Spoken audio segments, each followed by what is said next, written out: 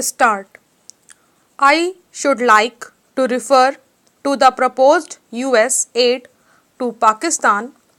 Recently, the House has seen that there has been a pact between Turkey and Pakistan, and it is said that this is likely to be followed by some kind of arrangement between the United States and Pakistan for military aid. I spoke about this matter in December last before the House adjourned and expressed our concern about it. That concern was not so much due to any ill feeling against Pakistan and certainly not due to any ill feeling against America. But I felt then, and I have felt strongly ever since, that this step is a wrong step and a step which adds to the tensions and fears of the world. It adds to the feeling of insecurity in Asia. It is therefore a wrong step from the point of view of peace and removal of tensions. Some may justify it from a military point of view, but I submit that judging world affairs through soldiers' eyes and ears is a dangerous thing. A soldier's idea of security may be one thing, a politician's or statesman's may be somewhat different. They have to be coordinated. When war comes, the soldier is supreme and his voice prevails, but not in peacetime. But if the soldier's voice prevails in peacetime, it means that peace is likely to be converted into war. How do we balance these issues? Here is a kind of evil enhancement over the world which prevents us from going in the right direction. For the first time in history, the world has strength and power to solve its economic problems like poverty. But instead of proceeding to do that and having a better future for the whole of humanity, we have these fears and preparations for war. How are we to lessen these tensions? Not by thinking in military terms all the time. I agree that no country can weaken itself and offer itself as a target to some other country. Having accepted that, nevertheless, if one is to try for peace, it is not by talking of war, by issuing threats and by preparing all the time for war in a rather loud and aggressive way.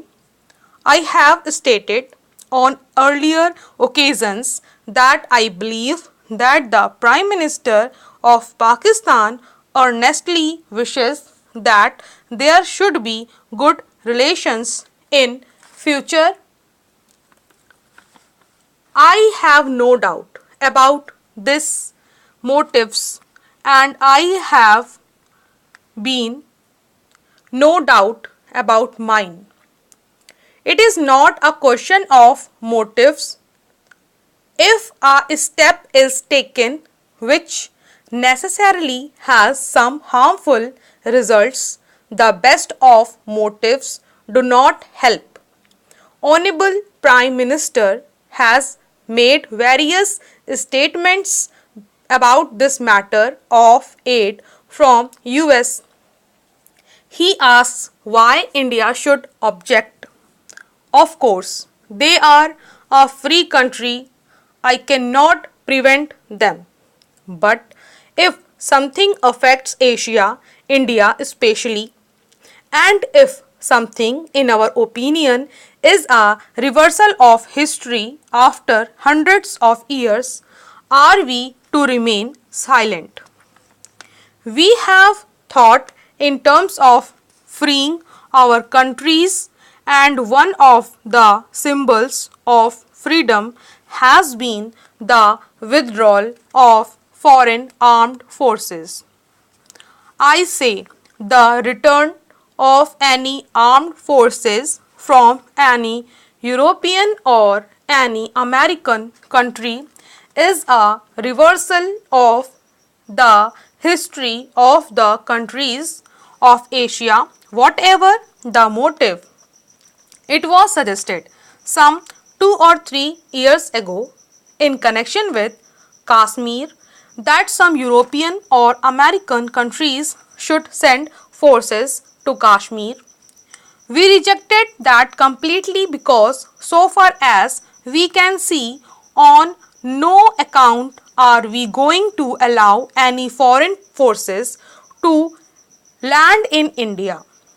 That is our outlook, and it is something more than a mere Indian and outlook which applies to the whole of or a large part of this continent of Asia. Therefore, we regret this military aid coming from the United States to Pakistan. I am sure the United States government did not have these considerations before them. They think naturally in their own environment, and that is the difficulty.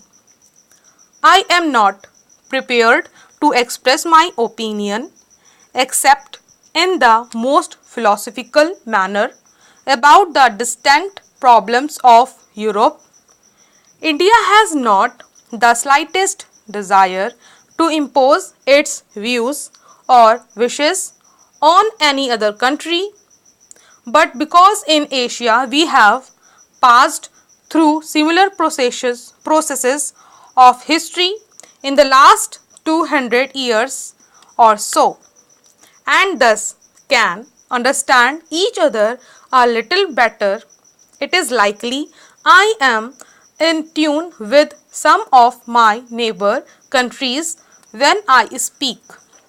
If the great powers think that the problems of Asia can be solved minus Asia or minus the views of Asian countries, then it does seem to be rather odd. Asia is a big continent. It has large number of races and social complexities. It is an undeveloped regional country, and all these considerations make it to be an important region for perpetual peace in this part of the country.